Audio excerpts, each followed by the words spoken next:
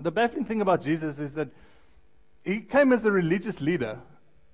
He came as a man sent from God.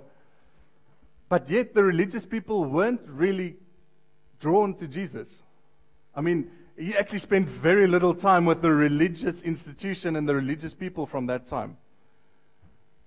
And we talk about this quite a few times at Waypoint, is that the remarkable thing is that most of the people that drew to Jesus and were drawn around Jesus were actually not like him at all. They didn't share his views, they didn't share his lifestyle, but for some reason they just loved to be around him.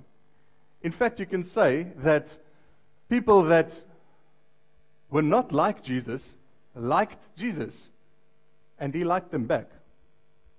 These people that were not like Jesus loved to hear him speak.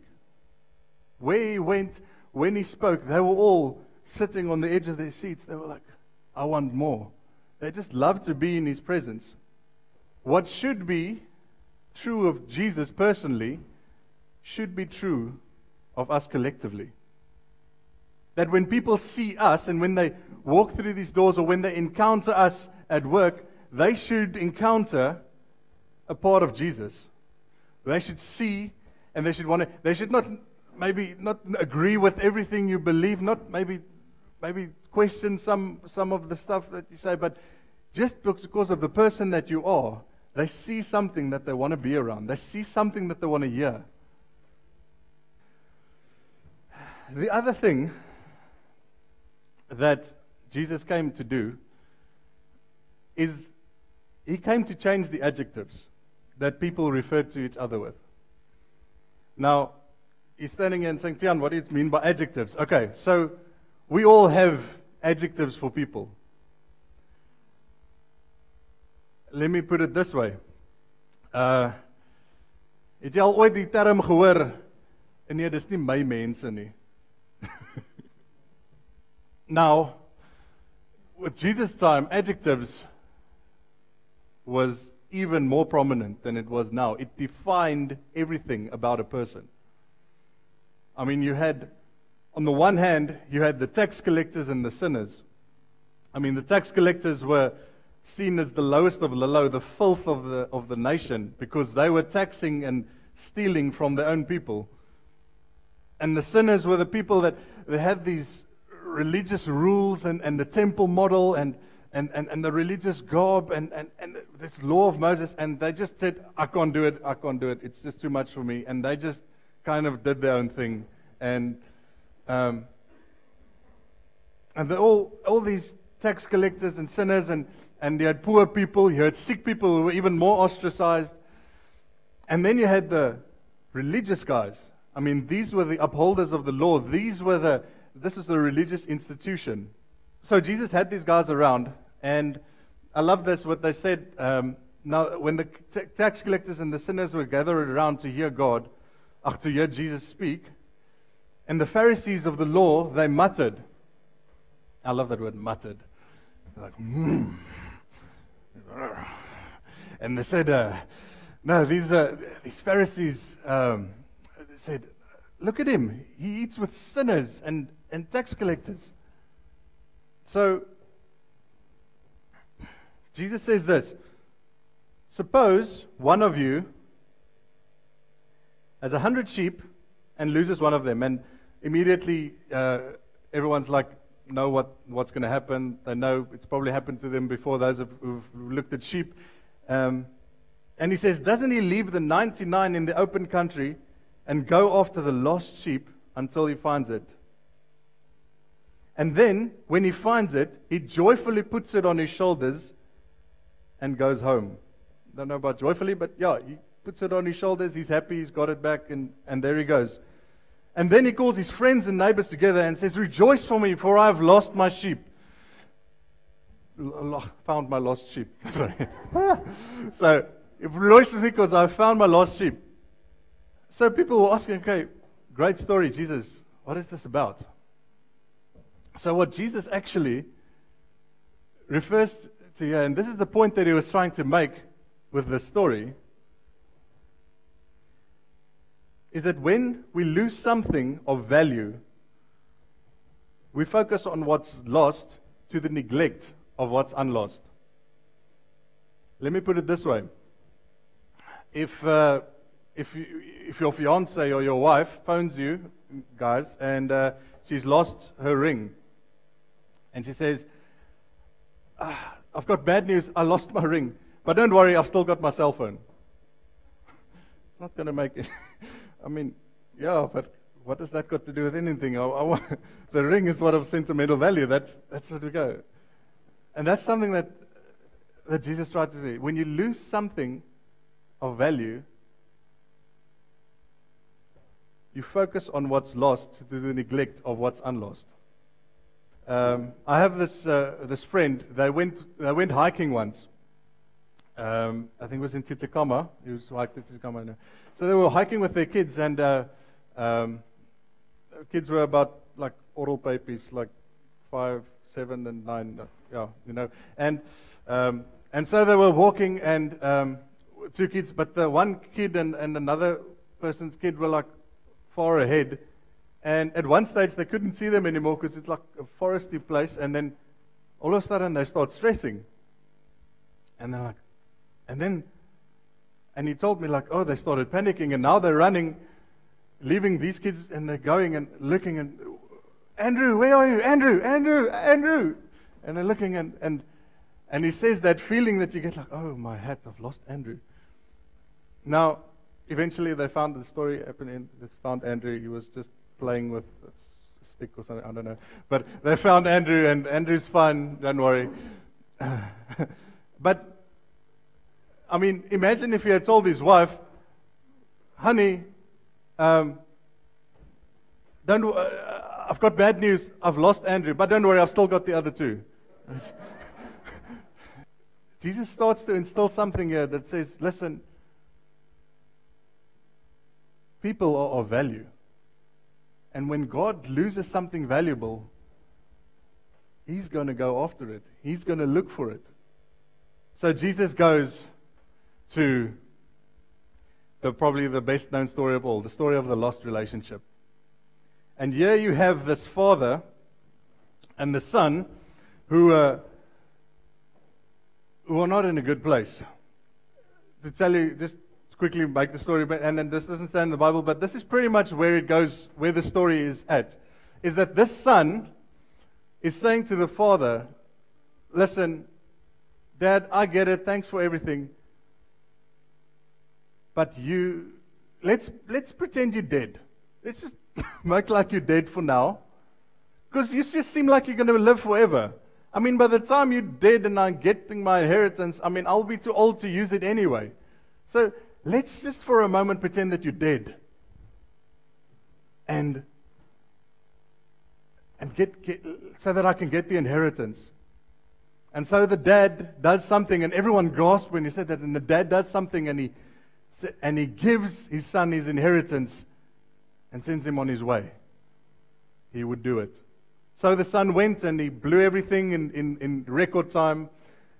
And eventually, we know he ended up in one of the darkest holes in a pig place. Pig place. I mean, and it wasn't Peppa Pig, it was ugly pigs. So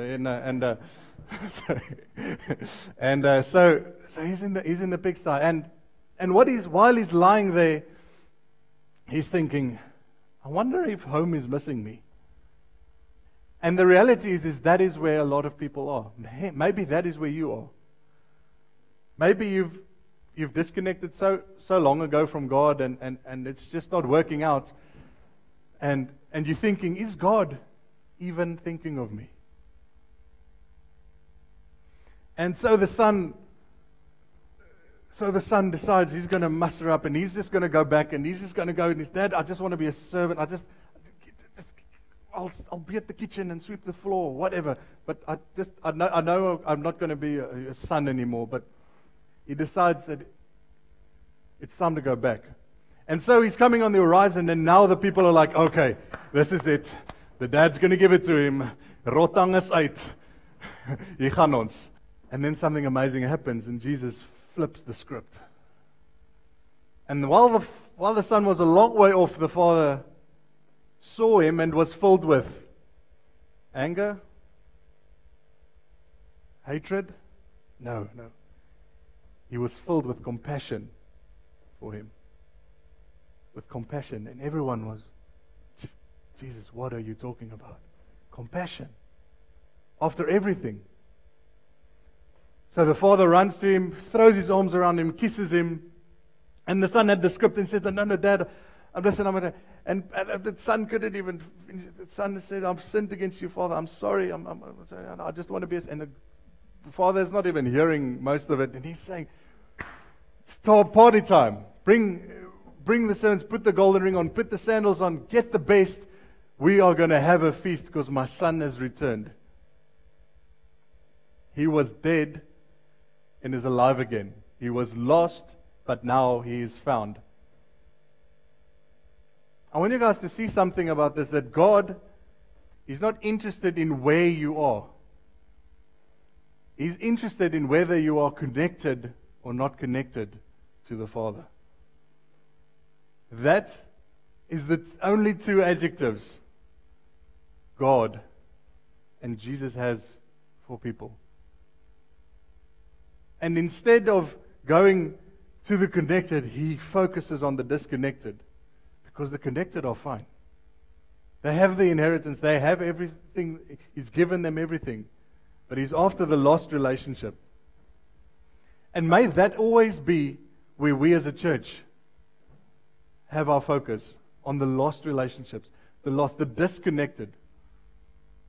I mean, this is where Jesus came. This is why the religious guys just couldn't, because they weren't. It wasn't about relationship. It was about, what can I do to be seen? What can I do so that God will like me more?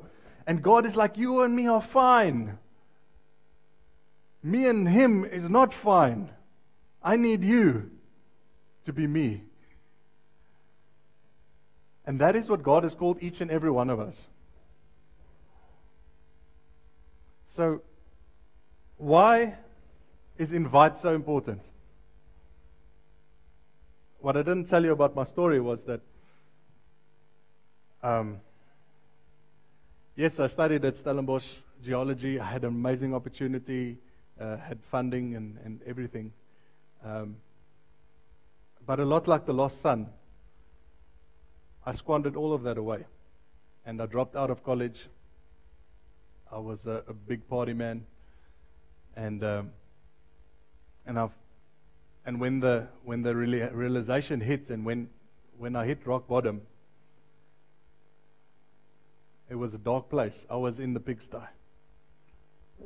And I was wondering, just like that lost son, is God missing me? I've turned my back on God. I've let him go. And what happened next changed the course of my life. I received an invite to go to a church. Not a building, not a worship service, it was in a house with people like me, people with problems, with struggles. And a depressed, washed out loser, as the world saw me, was brought into an environment where, through no forceful stuff, through no Bible bashing, through no making me feel guilty, I was given the opportunity to reconnect with a Father that I turned my back on. And God reacted exactly the same way as I thought He would. Welcome home. And that's by grace, and by the love of the Father, and by the obedience of the body of Christ, that I can stand where I am today in front of you guys and sharing this message. That God is all about the disconnected.